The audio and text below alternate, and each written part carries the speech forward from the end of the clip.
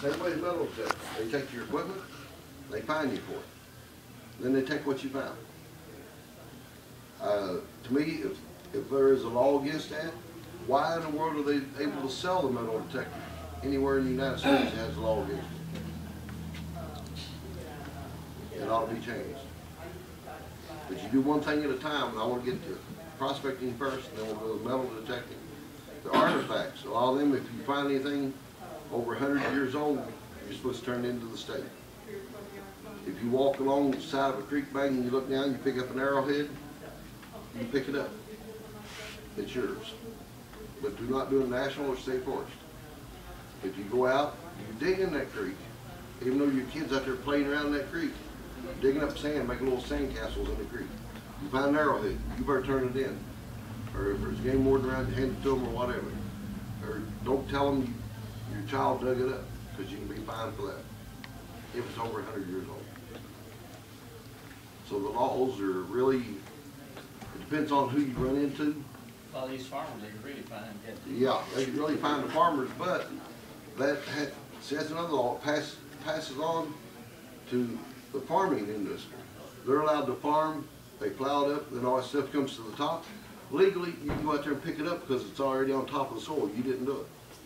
The farmer didn't intentionally go out there and say, I'm going to go find arrowheads today. That's plowed up the back 40, plowed up, and all that stuff comes up. So there's a fine line between every law that's written. It's good for some people and bad for others. So you have to watch what you do. If in doubt, go to the nearest ranger station, law enforcement, and ask. I want to see a lot of this stuff changed. Ask them or hide from them one. Yeah, or just like I say, if you find it, don't tell them where you found it. And don't report it, but just don't get caught with it. I shouldn't be saying that, but I do anyway. But they got to prove it. I've been doing lectures at the local libraries, which we went to Cross Lanes. We had about 8 people show up, which is not bad for Cross Lanes. Went to Charleston. We had about 6 or 7 show up. Of course, if anybody's ever been to the Charleston Library, you'll know why. No parking. They said, well, you can park on our lot. Me and my wife and Dave Kessler, our vice president, we can park on their lot out back. Well, every 20 or 30 minutes, can you move your car? So we had to quit, run down, move the vehicle, and drive around the block, come back in on the other side. But we had some interest up there. We may have gained about 2 or 3 people at that meeting. It's going to be joining the GPAA. Same way the Cross Lanes, a couple over is very interested in joining. But the more members we have in the state, the more power we'll eventually have. I've got one coming up. We went to Nitro, which was a sad turnout because of the fact that we went over about 5:20, meeting started at 6. We unloaded, set everything up, and one would come up and said, nobody signed up for the program. I said, well, a lot of them didn't sign up for the other 2 places. We got to looking around, they did not post anything about the lecture. The other place down there, I went into Charleston. It was everywhere. Asked the girl at the desk where the register was. They said you don't have to. Yeah, that's what I told them. I didn't want anybody to have to register.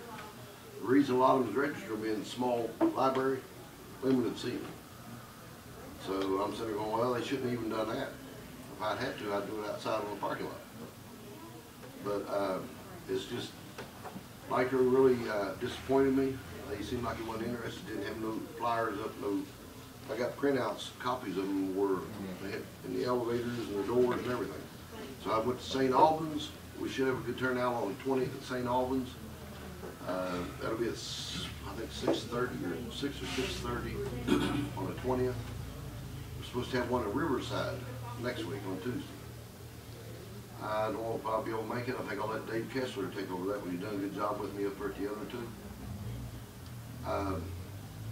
I've also been requested a new chapter is formed. The first meeting will be March the 24th at 2 o'clock. Seems like everybody's taking 2 o'clock on Saturdays now. That'll be at Craigsville. I'm still debating. gas goes up another quarter, I We may have to pay just for gas. Yesterday morning, I think it was $3.85, and come back through and it was $3.99. I said, oh, just build up before it comes through, but I only run out about a gallon of gas. $3.95. It's $3.77 out there below the house yesterday morning. How come back $3.95? Yeah, it's ridiculous. But it's like a 2-hour, or over 2-hour drive up the creek, so I've been invited to come up and speak at their meeting. I'm about halfway there, coming about to me, Well, I'll probably, with Elk River. Go back to it. I got 2 passengers to go with me. They grab I got 7 passengers there. Oh, okay. But I'll probably end up going to it. If I go, I'll leave it myself anyway. We'll work something out. But we get this all going, and the more members we have, the more group, the more chapters we get in West Virginia. I'm sure, I'll tell you what, several of you have been out in West Virginia exploring, Hannibal Road. Just raise your hand, everybody close your eyes and I'll watch. How many actually found gold dust in West Virginia? That's not bad happening. A lot of people laugh at me when I walked up over the backside of riding there, we was driving up through there. We also look at old cemeteries, you know, my wife does. We're doing genealogy, my family's from here, moved to Huntington. Found an old cemetery, really falling apart, and I stopped and asked the guy about it, I talked to him. When he come out of the service, he traveled all over West Virginia for 3 years with a gold pan and a tent. He found a mile pole in 3 years just playing around. That's from the upper part of West Virginia. And I'm gonna say this, most of it probably come from Clay County that way, Yeah. or along the Ohio River. What I see over the years with that, a few of you was here for that lecture from the geologist out of Marshall. If you look at the map on the glacier map, all this was underwater. You had the Tate River, it run through Route 60 all the way down into Alabama. Some parts of St. Albans Hill and St. Albans still had about a foot or so of conglomerate on top of the mountain. All that's washed out and down into the hillsides and eventually feeds into the streams and creeks. The Ice Age didn't make it down this far. I'm trying to find some family that lives in Circleville or Chillicothe out there. I haven't talked to them in a long time. There's gold coming out of Chillicothe. It blew my mind. We went to Lucasville last year, one of the meetings. The guy brought a gallon bucket, concentrate he got out of the river in Chillicothe with him. Right in front of me, he's panning it out. All right, now which river was he in? He wouldn't tell me. He said, I guarantee you. And the guy said, yeah, he's truthful about where he gets Now, it. I'll tell you, But he took it, it's not too hard to decipher where he's at. it was in a creek, is all I know. Yeah. He said that he took it, bucket, and poured out enough in there to pan out. There's 30 little nuggets. I mean, pickers. You can just pick up 30 of them, just one pan. I asked him, I said, where'd you get that? He said, Chillicothe. I said, well, Chillicothe's pretty good size. Where at? He just looked at me like, you think I'm dumb? But there's gold out there. Because that was actually glacier in Ohio. You know, you look at the map, you'll figure it Yeah. out. Then you got a problem. You got to go get hold of the landowner and ask them if you can get on their property. And that's where you Always, get trouble. yeah, always ask the landowner. I got a call this morning from a gentleman that knows the Lucasville Opera House up there. My daughter used to sing out there. Just out of the blue, he called me this morning. He said, you find any gold? I said, well, I haven't had a chance to get out in the creeks. I've been pretty busy. He said, well, I just wanted to check in on you. He said, I hadn't went to Virginia and hit the bridge yet. I said, well, I figured if you went to Virginia and found it, you wouldn't be calling me. So we talked for about a half hour. I was explaining to him about the gravel pits out there. He said he never even thought about a gravel pit. We were digging it up out there. I said, they're on rock bed now. He said, I know the owner. I said, well, go find out if we can get permission to come out there and check it. We're on 33? Right there, just this side of the Lucasville plant. That's 104. Okay, now I worked for equipment dealer many years ago. And the man told me, he said, this is gonna buy a lot, this gravel, sand. We put a promo in, I wondered why he put a promo in. He said, you come back in about a month and I'll show you. I did. He wouldn't let me in it. Because all that sand in Ohio, the gravel, We done a little thing up here at South Charleston. I've got a quart jar that's in the car of play sand. And I know the black sand I had accidentally got dumped in just a little, about a quarter cup. I know there wasn't no nice pieces of gold in it. Might have been some microscopic gold. But I scooped in and got a pint jar of it. It was sitting up here at Charleston. I poured it out in that little pan. I took those fake nuggets I made out of lead, battered down pan of gold, show them how to dry pan. My wife looks over and says, "Is that a speck pulled up and on paper? A little speck of gold come out of the place there. There's gold in the Ohio River. You just got to work harder to get it. It's all been ground down to finer gold, but it's there. Same way in West Virginia. All that water out of New River come out of the glaciers, come down through and formed that New River, formed all of it. As it rolls down, it's going to leave gold, and it's going to break apart and crumble up in smaller pieces." See, a lot of that comes out of North Carolina out there. But they come right on down toward us. And it's here. You just have to work harder to get it and learn how to process it out right. But I want to try and get all this stuff going. Like I said, I've been pretty busy on making all the contacts and stuff. But I do want to I'm trying to find a place here local, maybe in April. Our meeting in April, we can actually hit the creek. And we'll do it legally, small spade and gold pan. Just to get out of some of the people that actually know what they're doing, show other people. And ones that don't know how to do it yet, can learn something from it.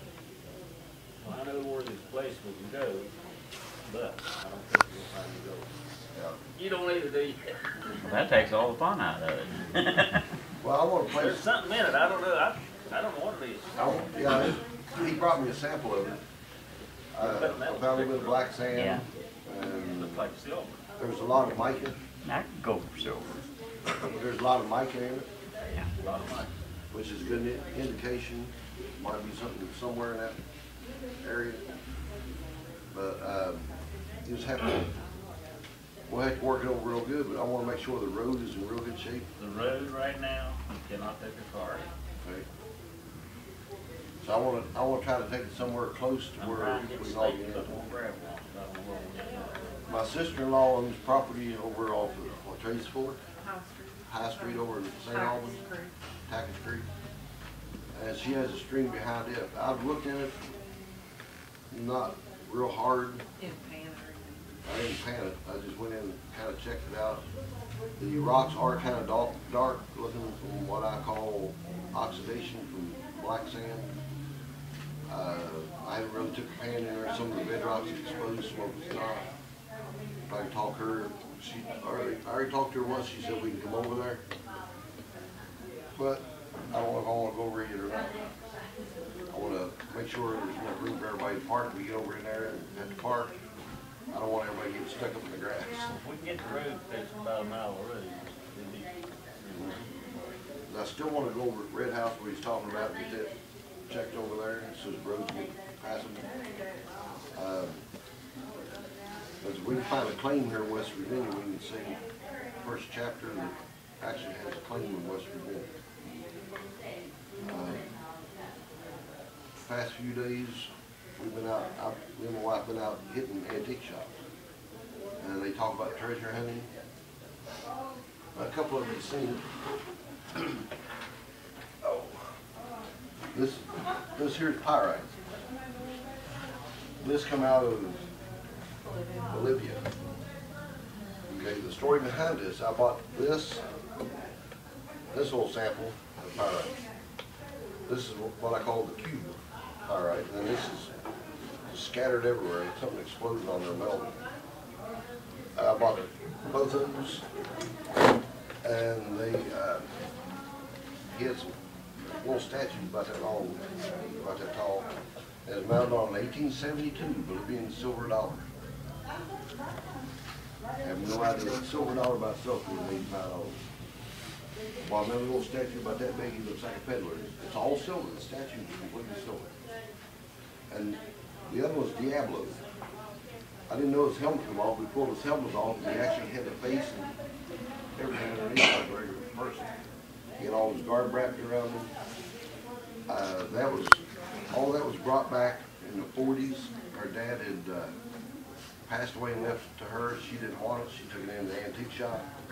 He got some beautiful crystals over there, smaller pieces of pyrite. This lady wouldn't have been up around the mouth of Beaver Creek. I have no idea. He wouldn't tell me. He was in the service in the 40s, stationed in Bolivia, and he brought all this stuff back with him. It's been stored in the family. She in turn took and traded all that stuff for a wooden truck. She didn't want it around the house no more. It's a big collection. She said those things look awful and they scared her. If it's silver, it'll bother me.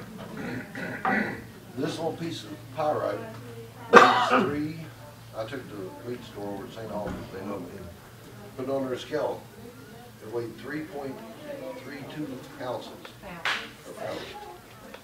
I'm better than pounds and ounces. But that is South American type pyrite. If you go on eBay and look it up, they've actually got a 2.1 pound on eBay, $485. So that makes, if somebody would buy that, this piece here would be worth right around $700. I can't tell you what I get for it, but I did buy it before I knew what it was. Some pyrite has an acid or a, what am I talking about that? Poison? Arsenic pyrite, and it's poisonous. Arsenic. Yeah, it's got arsenic. So the way you tell the difference, you strike it with a piece of steel and smell the rock.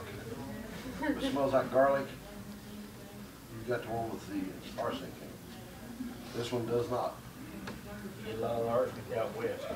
And I went where I smacked it with a little piece of metal, it broke off little chunks. So I took and crushed it up, put it in salt water overnight. And drained the water off this morning, you can see when it's starting to rust. Iron ore. I'm just playing around to see what I can do. You can actually buy a type of acid. You can keep that pyrite away and leave the gold. They say gold has, or pyrite has anywhere from 30 to 50% gold in it.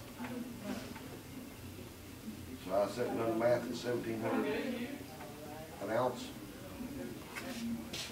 You're looking at probably $23,000 worth of gold if that is true on 30%. So to me, it's more valuable as a sample. You never know what you find. But I didn't have to dig it. I had to pay for the trip. Well, nobody asked me. Gave a lot less than $700. Yeah, I gave a lot less than $700 for it. But I've invited a representative of the DNR. I'm going to go ahead and let her get up and speak. I see she's very impatient. But she's married to him. Yeah. You're going to find out I like to pick on certain people. Yeah. And he's still, I think, immediately hit the trombone here. He won a gold pan and a bag of Tom Perry's pay dirt. He still ain't panned it out yet. That was 6 months ago. I'm very patient. The price of gold It's went up, something. he's just letting it sit there. Went up and back down. Oh, we got down to 1,600 or something now. It was up to $2,000 an ounce. I'll let her talk on some of the, I'm not exactly sure what she's found out. She'll fill us all in on what we'll do afterwards, or during the conversation, if you have any questions, you can ask her about it. And she can try to find the answers for you, I hope. But Let's get the laws changed. real quick, I am in the process of trying to have some t-shirts printed up. Right now I've got 11 people interested. It'll be about $10 a piece. I'm going to have to get the collars, different collars we can get. The logo's going to be similar to the GPA logo. It'll say West Virginia Gold Seekers on top in gold. Pick and shovel, I already got permission to use their logo. It'll have the pick and shovel probably in black, and then the gold pan with black outline with gold making wheel, and GPAA on the bottom. So I'm trying to get that set up to do their own t-shirts. I'm trying to think what else. I just mean, irons and fire right now, it's hard to remember all of it. But I'll go ahead and turn the meeting over to her. She told me her name, but Andrew. that's another thing. I'm gonna make everybody wear a name tag. Cause I talk to so many people during the week, I see who they are. Now, for additional cost, we have your name strips on the other side. But, I'll turn it over to her.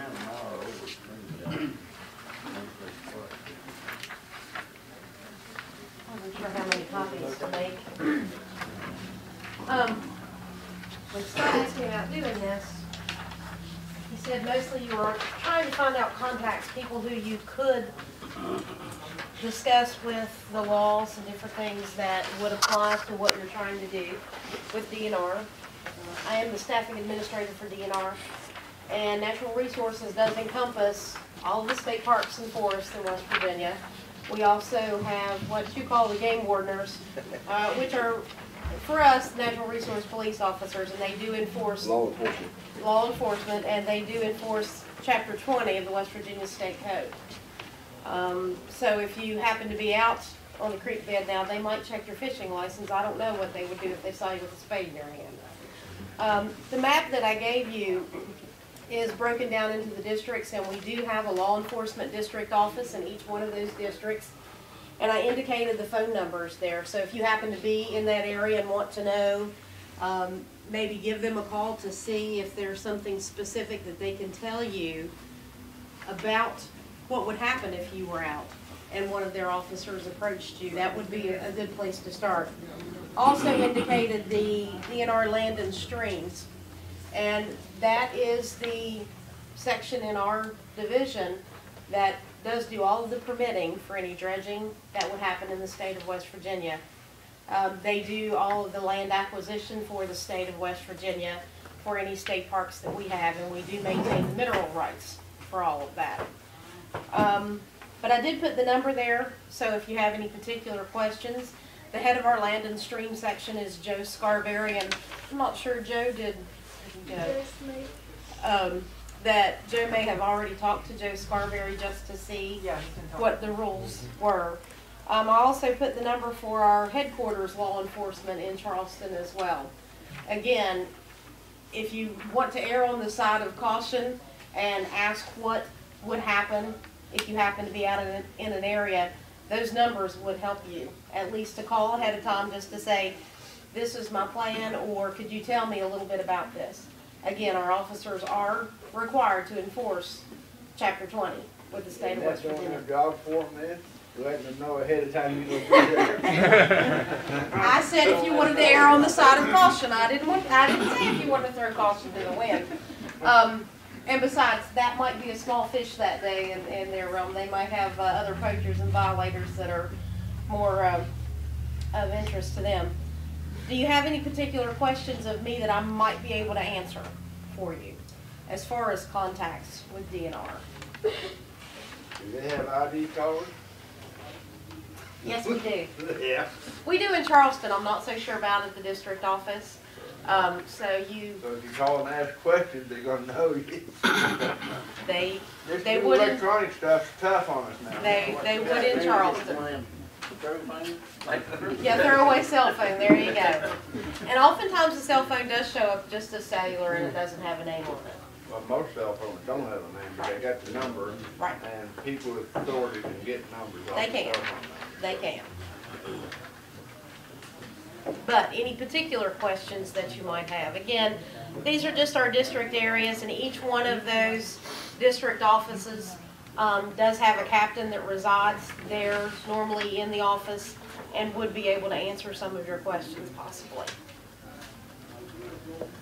Do you know Joe yourself? Do I know Joe Scarberry? I do know Joe Scarberry, and actually today is his birthday. I work with him every day, so these are people that I deal with all the time. Are they gonna do like federal? Get you permit and not say nothing, just jerk? I don't know how they do their permitting. I do know that they do issue permits every day. Fan and master point. Mhm. The next thing I know, now you can't fan in any trout stream anywhere you go in national forest. And did the law change in between the time your permit was granted? That's probably why they pulled it. Yeah. within a year. But now Joe doesn't have any actual enforcement powers, I can tell you that. He has the ability to issue permits, but there are no officers that are tied to his office that has any type of authority. Just our, what used to be conservation officers, which are now natural resource police officers. And you're not talking about this, Joe, No, you disappeared on me. I said, No. I thought you had talked to Joe Scarberry in Yeah, I our have. land and strength section. yeah. One thing I would like to do, I'm sure every one of you have kids that have not been certified through the DNR for their gun safety classes. Well, some of them haven't. I'd like to try to set something up here next couple months as an added bonus to our group. Maybe get the DNR to come in and do a gun safety course for everybody. We have officers that are tasked with doing that, not only hunter safety, but they also do motorboat safety as well. So if you happen to be boating or planning on boating out on the rivers or waterways as the weather gets warmer, they do provide motorboat safety classes as well, which is obviously very important. Our law enforcement, they do a good bit of educational information and can very easily be scheduled to come to an area. If we could do it in conjunction with Brandon Line Flea Market, I'll talk with Bill and see if we can get something set up to do that. Like I said, in April,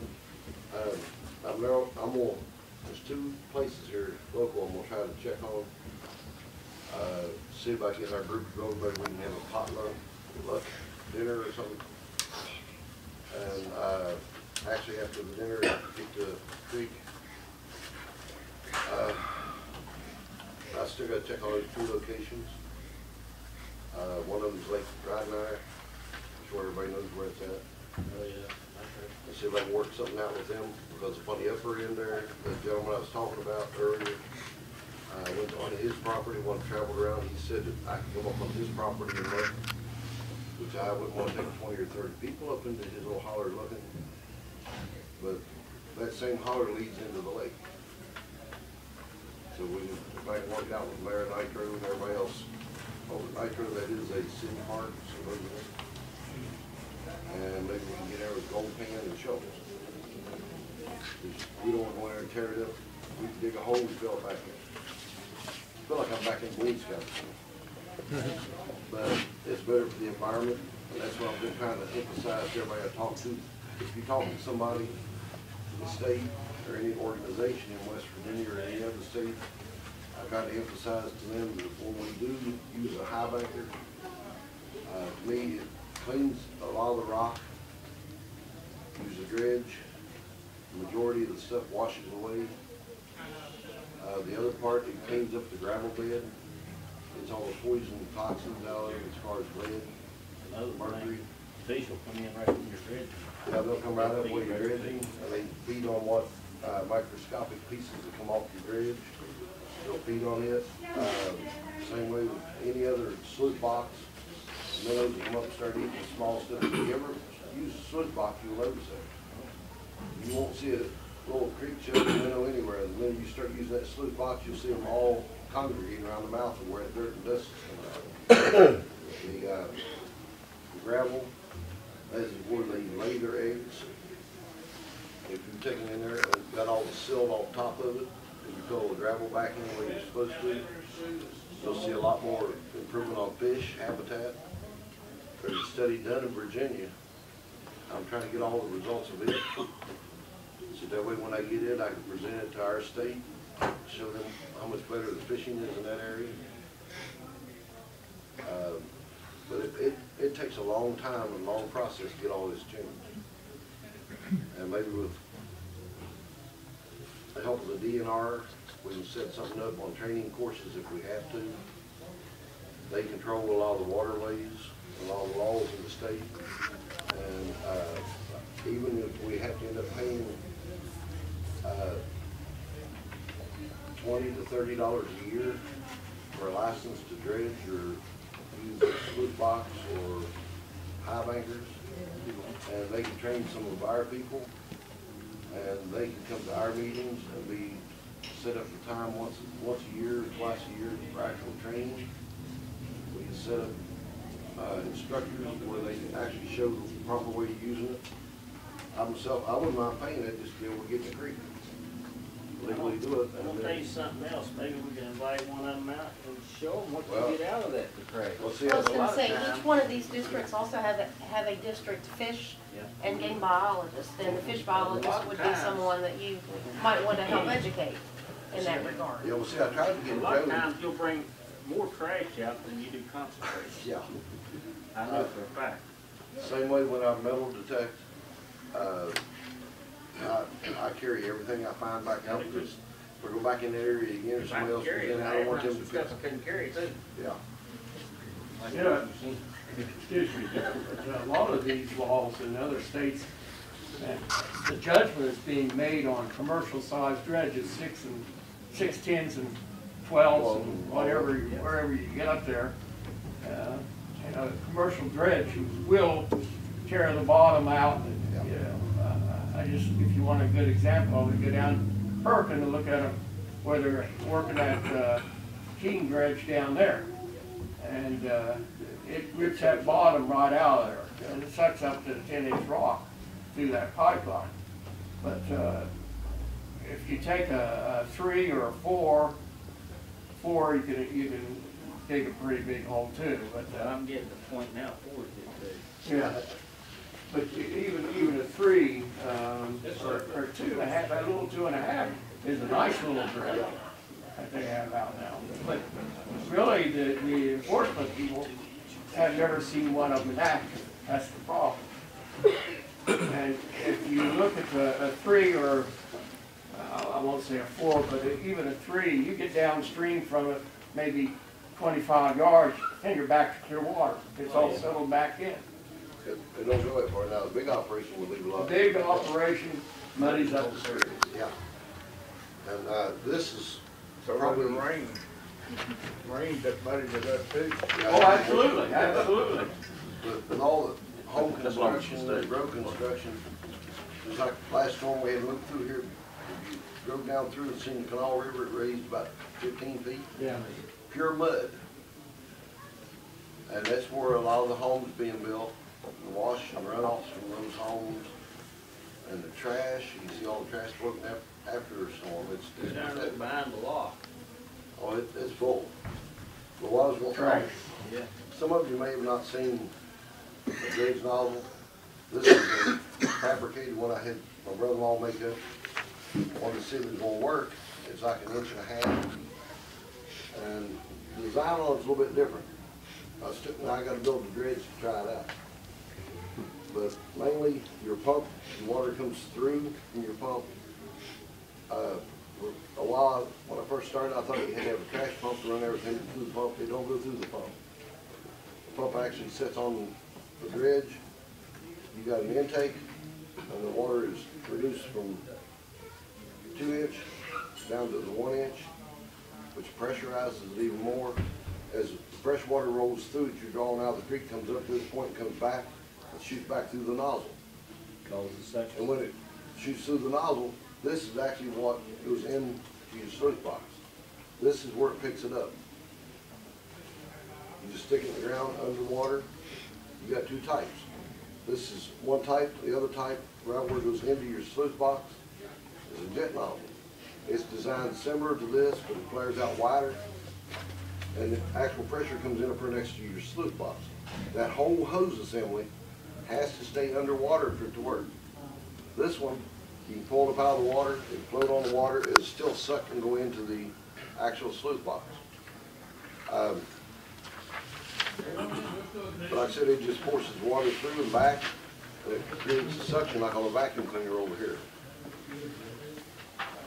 Y'all want to see it, you look at it, you know it's not a potato gun. I already thought it was a potato gun I was taking in. But there's several designs out there. I just hate to throw it together just to, I don't know if it's going to work or not. I call it a prototype. Because in fact, most of your dredges have a big loop on the top that goes back into it. To me, it's already a struggle with 2 hoses. But if you break it down to that area, where both hoses are close together, the front part's got to be a little bit longer so you can actually hold it. Maybe make it a little easier on some people, just kind of control, actually get it into the bottom. It's supposed to be bent at a 45-degree angle. That's one of those towel pipes that's not supposed to rust. It has been compressed down where it's bent, but I just told him to throw it together real quick so I can use it as a demo, or if it works, it'll work. If it don't, back to the drawing board. But I myself just didn't like that big loop on the top where hose connects here, one on the bottom, and you get in that water and you try to control that thing. It's harder to control with both hoses on top. Well, it's called that maximum vacuum. Yeah. If you got the, you're coming out the back of it, it's drawn by water. But to me, I think it might work. It might not be the best. If you blow in that little one, you can feel the air like that. Basically, Oh, I know, but you might have trouble there with vacuum at a distance. yeah. And you're only gonna have it. Well, that's what I said. Hundreds of pounds behind you. Yeah. So you know this thing got 12 or 14 foot high. Yeah. Good thing is it didn't cost us. Now that would be It pretty. was free, you could get it for free. It's a quart of black sand. Yeah. That'd be real good, like I said. Like I said, there's so many different inventions out there. Some of the stuff you look, some of the stuff you look at, you think, how in the world they're going to work? Works pretty good. So, just give somebody an idea what it's supposed to look like.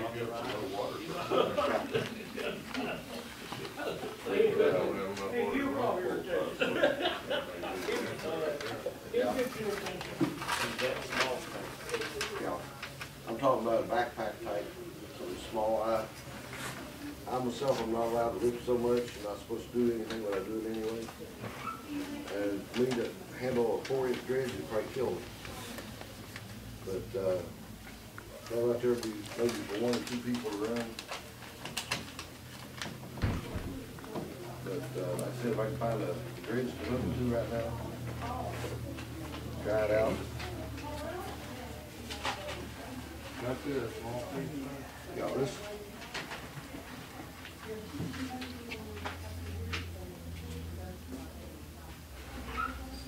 You mentioned something about, doing like a fundraiser or something for the club. I got a picture of that. On what you might consider doing.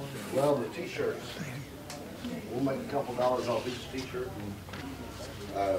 Some of these places have been advertising, custom ink. I went on their webpage, put my logo on it, $24.95 for a, or 23 something for a t-shirt. I don't even want to pay that. $10 is kind of high for me to pay for a t-shirt. That's Make it worth 3 pounds. yeah. But I did get $5 for that one. I was like striped green. That was a good investment. But if we can get this, try to call Thermal City, but they're not open until March 15th. I talked to him the day before you. I called, couldn't get hold of nobody. I talked to Ole down there. He said that Crystal Jim's still in Arizona, working his thing. They'll be up and rolling full blast by the first. Oh, okay. But I want to try to schedule something mid-June or something for a week. There's a new one went in down there near Thermal City. Oh, they're popping up everywhere now since the price of gold went up. My email right now, I'm getting people from all over the world, especially India and Africa, wanting to sell me gold. I don't want to buy it, I don't find it.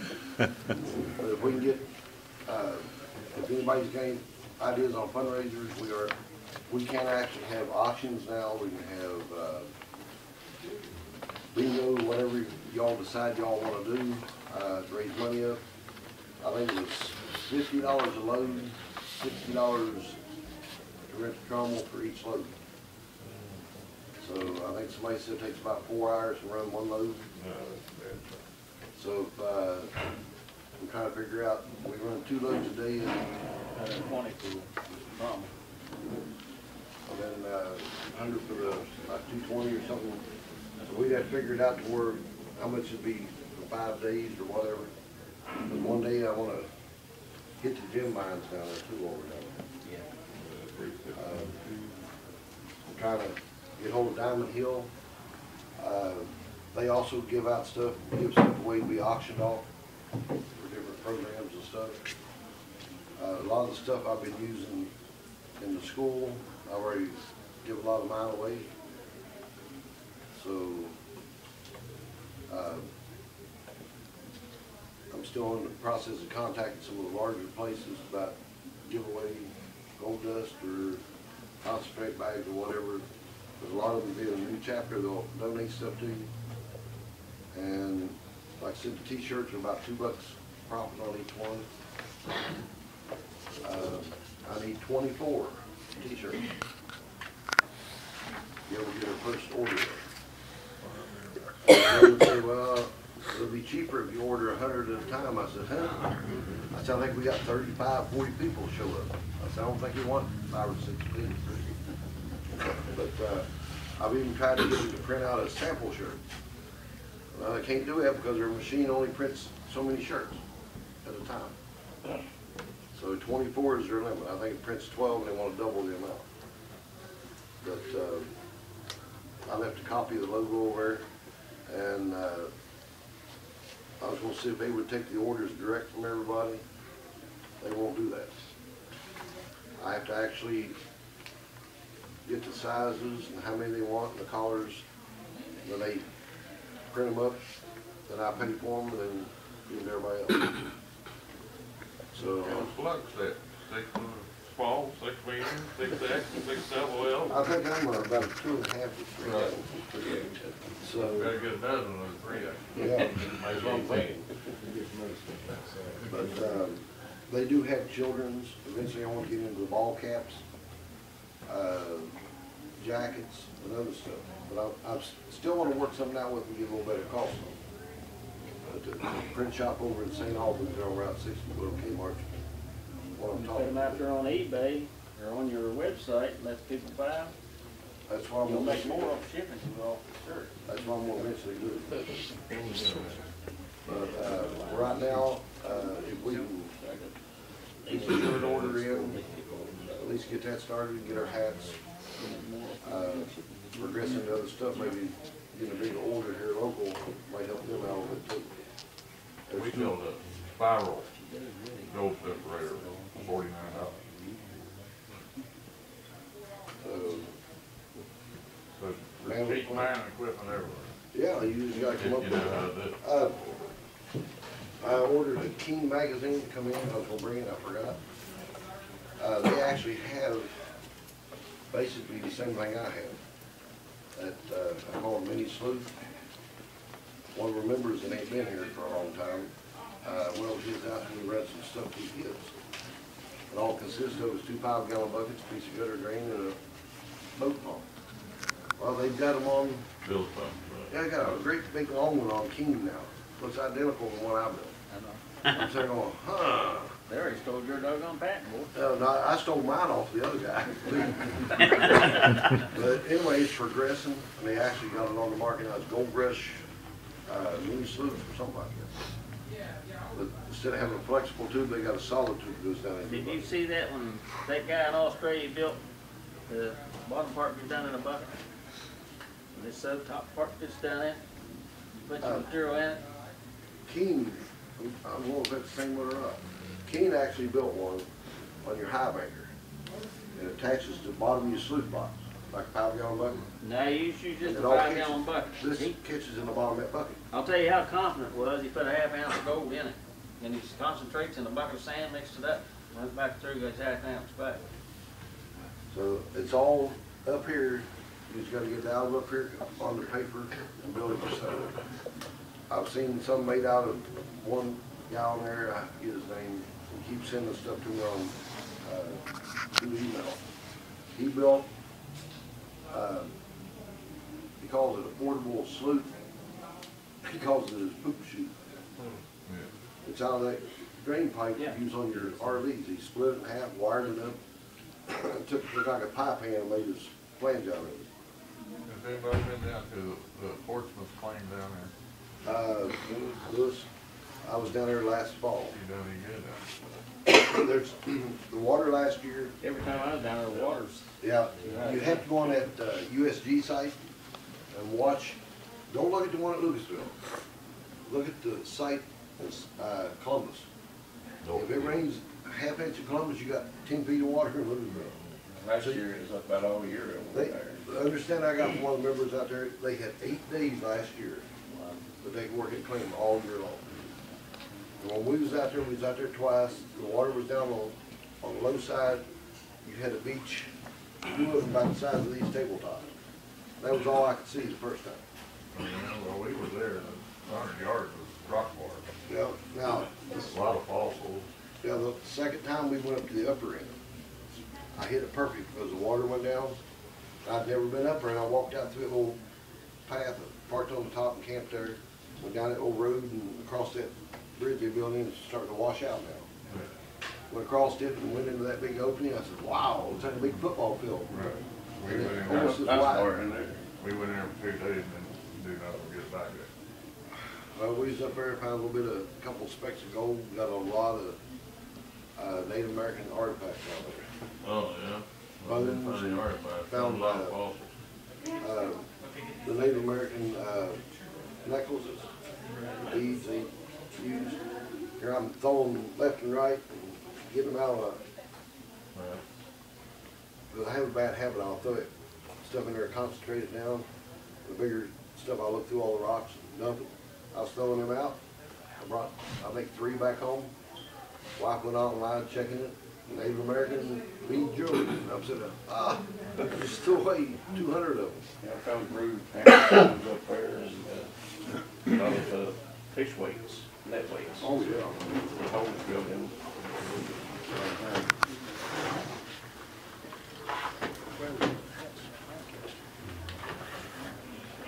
These come out of Louisville. And I wasn't sure, I thought they bone. They're actually a plant. I thought it was actually a bone, but they're plants. Fossilized plant. We was at the meeting at Cross Lanes. Yeah, I noticed that stuff was petrified by Hamilton's courts. Yeah, and They could hold it up. that little fella, Purple in it. he come up and was looking at some of the things I had. He pulled those out and said, he told me the name of them, and I forgot. He asked where I got them, and I told him, he's very smart. These are some of the small pieces we picked up.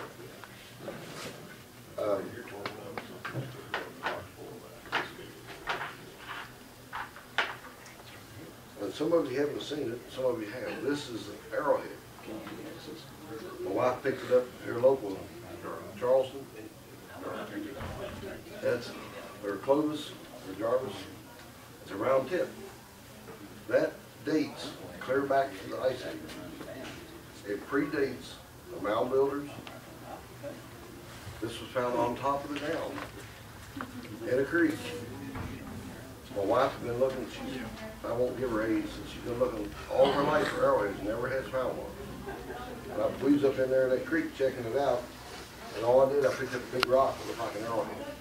And I'm joking with her, I found a spearhead. She got mad at me, and we began picking up glass up through the creek and was checking. She picked up a piece of glass, and what's that? She picked it up, and went to scream, I found one. And at first we thought it was broken. We done a little research on it, it's not broken. So that's 12,000-year-old arrowhead. We'll load up through there. You got the rock bars and the islands on Elk River. You probably know Big Sycamore, Little Sycamore. The deltas on both of them is clear full. But We've been picking them up for 50 years off that road. I worked for the railroad for quite a few years. If you ever got on the ballast, you see a lot of this shiny rock flying. My wife knows the name of it, I don't know. But you'll find these along the side of the railroad track anywhere. But we pick them up just for samples.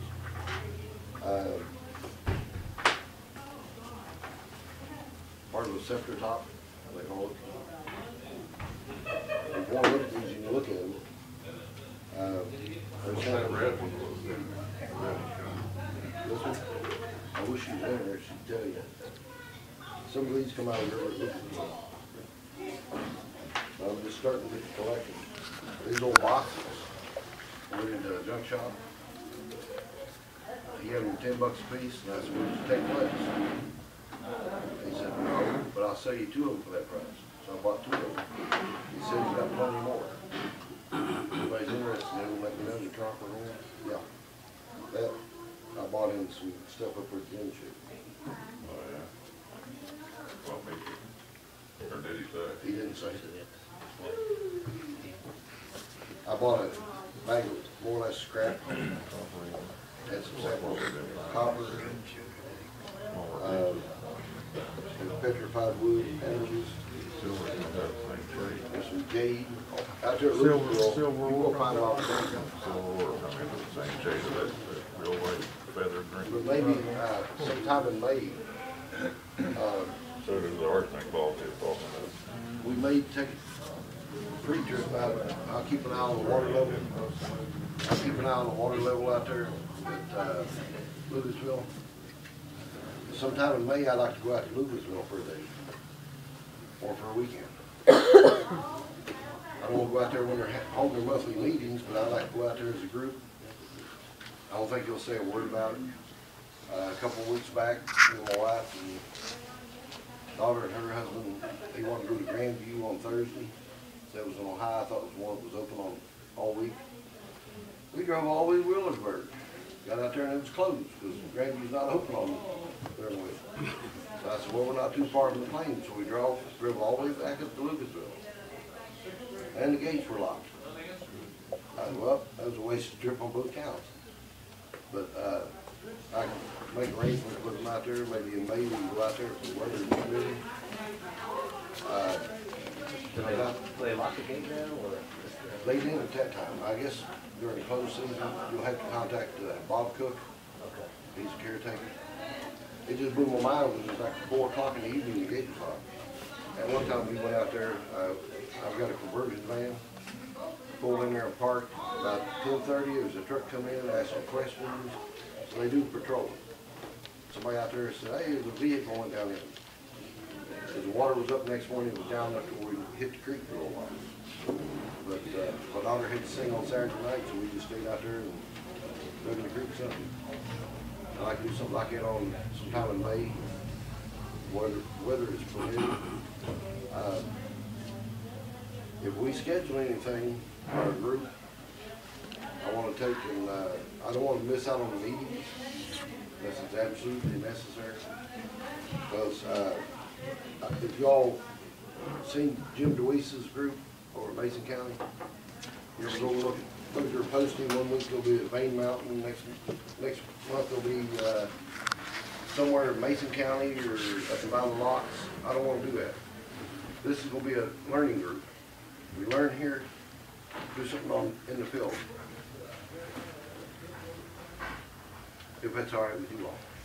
I think it's a little smarter idea than just meet on the site. Eventually when we get things straightened up and lined out, we can actually schedule 2 weeks at a time to go somewhere. But I'm going to, probably next month when we have our meeting, I want to get a definite list on how many are going to be able to go to Thermal City. When is that planned? I'm going to try to get hold of them and find out what days they'd have available down there. Because I don't want to plan something, they go down there and nothing be available. You'll try that in June. Well, they're booked up basically the 3 times of the year, Labor Day, 4th of July, and then they have a gold weekend down there, by Thursday. Yeah. Because I just want to make sure, I don't want, say, 30 people in their group down, go down to the family. We pull in, and they only got room for 10 or 15 people. I've been in that situation before. Got a lot of campsites, yeah, got a lot of campsites. But, Yeah, about a quarter river. I personally have never been down there, I've been there. but I just want to make sure there's, it's like the travel, like to reserve it in advance for 5 days. How many days we want to go? Got a big one down there. They got 2 trouble. What? That blue one we had here, Fred, I haven't been able to get hold of Fred, his apartment building burnt down there in Huntington. Well, a year back, it was 18 families or something put out. That was his big complex apartment. So I haven't been able to get hold of him since. I guess he's tied up in a lot of things. Somebody actually went in and burned it down. That's all what's going on. That Trumbull, Vein Mountain or Thermal City one bought 2 of those Trumbull. I haven't found out who bought them yet. That's why I was trying to get hold of Fred. See if They were there working in November. the blue ones. Yeah, that big blue one over there working in November. The other one, I believe, was still the big walk around. If we get this all settled and set up, maybe we get, say, the second week or third week in June, and meet and go out as a group, or we can all just meet down there. However you all want to do it. Some of the people I know might want to do, transportation costs will be high. We plan on taking the Winnebago down, but I don't know. Yeah, We might just go with top ten. $4 or $5 per person. That's why I like my conversion van. I think it gets anywhere from 13 to 15 on the highway. I pull all the trailer around, that's it. I had one of them, it didn't get that. Well, my old one, 93 I had, I actually got 25 to 30 on the I highway. had This thing here, you 96, just I drink get skin. 6 and 8. We'll take that out of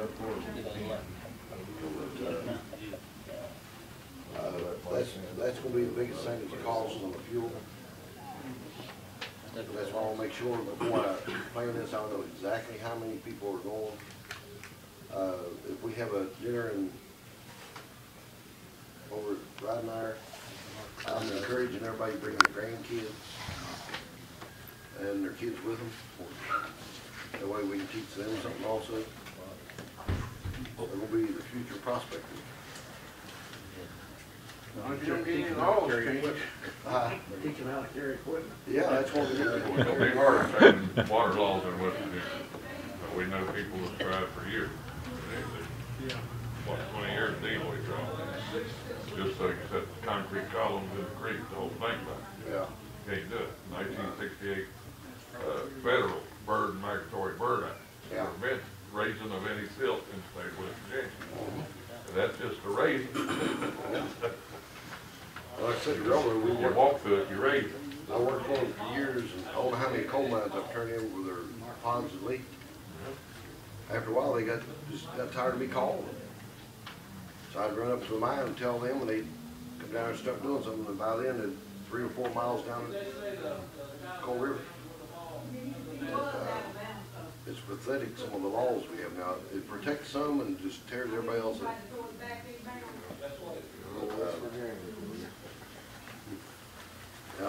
The way it should have been left Virginia. But we get all this set up, get going. I think we're gonna be a good group. Got a lot of, I won't say old men, but getting there. We all there too, I really can't run real fast. You can't hear everyone either. Do you know if the rent, the dredges? That I don't know. That's, Yeah. they don't.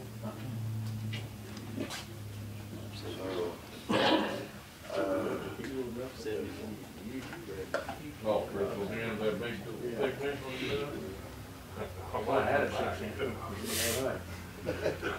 you're gonna brag I about plan on coming back, I didn't want to stay down there. But, in the meantime, if any of you come up on ways we can legally raise money, you can do the math on your own about how much it's gonna cost per day to run. I'd say we can run 2 loads a day. And not kill anybody. And we'll be lucky if we get 2 ounces of load, we'll be okay. Well, but we'll divide it up between whoever works on the trommel. And then, Now, a load one consists thing of you- how much weight? Huh? How much weight is in a load? You're talking a load, what? The load I, About a ton and a half. the load I got was probably at least a ton 6 or a ton 8, somewhere in there. Got one cubic yard to his bucket, is what he used to have. Yeah. And Still got the dump truck down there?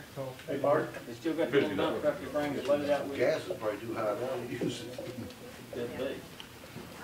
Last time I was down there, I had a little dump truck. Yeah, just bring it up out the bottom down there. Now, we never had it since 25.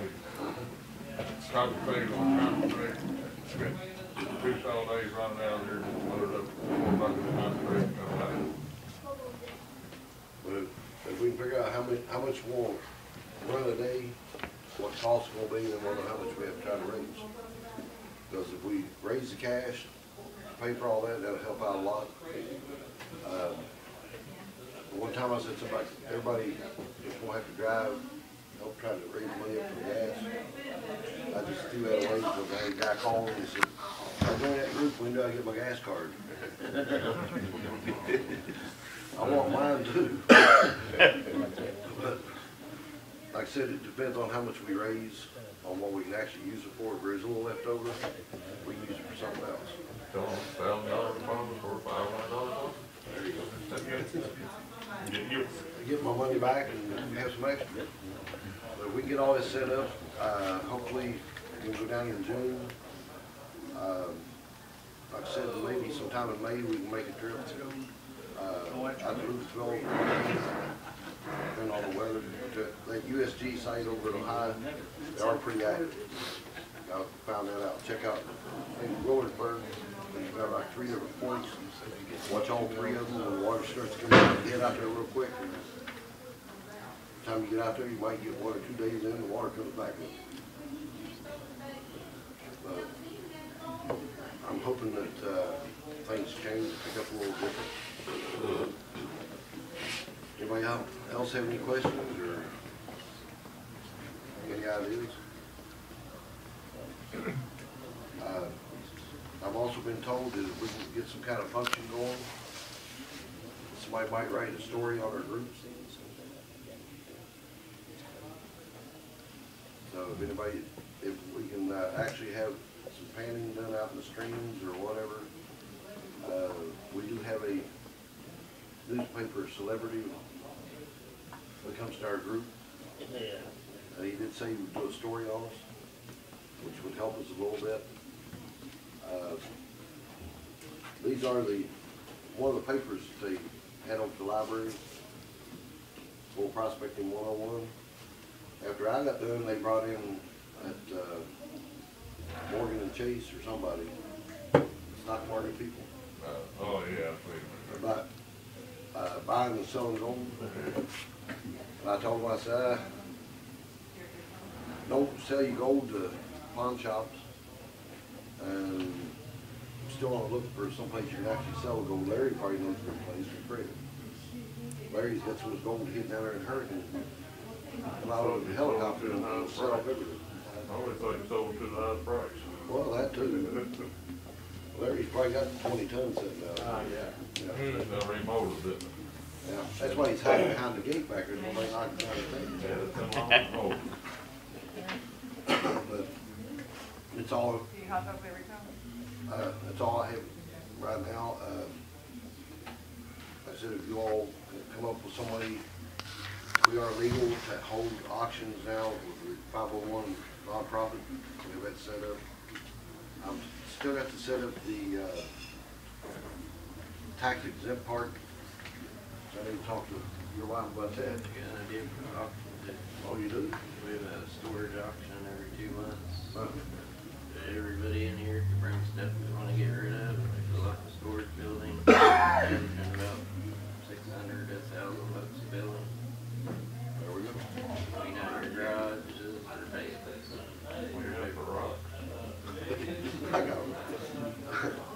I got rocks everywhere. I'm getting somebody said the other day, look what I found in the car. It was an old rock or something, old piece of quartz. Wife said, hey, check farther back, you'll find more. We've got rocks stuck everywhere. I got little specimens, I've got bags over here, bags over there. Finally, I got little rock cards in the front yard now. But it's just, we need to find out ways to bring a little bit of cash in, to actually do something with. I'm not gonna set no bank account up until we have cash coming in. That way I don't have to worry about any of the funds being in there or bounce checks or whatever. We do have a board of directors now. Our chief man's out there behind the cage. I was just listening to about setting up the cash. Wonder how we're gonna audit it. You're the one head of the board, so you figure out, you're the one sitting behind the bar, like, He backs up all the funds with the gold, right? yeah, Yeah, see, we got our own nation. yeah. Hand your gold to him and we'll take care of it. Get Fred to smell us down some more coins. Oh, I forgot about that. Fred even got his own currency, doesn't he? Yeah. There's a gold coin Fred had made up. I know how much it weighs and how big it is, so when they pass it around, they can't get it open yet. Shouldn't be any smaller, That's huh? actually got a $1.5 in it. For those who can't see, I think. But, Fred had those made up out in the house somewhere. Luckily, he gave me one. Every tax is decided. There is a smelter in Ohio, that one guy we had at the meeting, he said, outfit there, the smelter's old, but it was like a 1 or 2 ounce minimum. Yeah. They're still dredging. Huh? Are they still dredging the rivers? Down there? Oh, Gallup.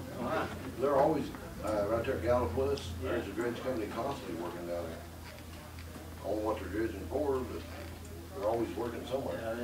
They had a Some gold of them dredge was down worth there. buying pound sand, bring it home Oh, they did. for $18.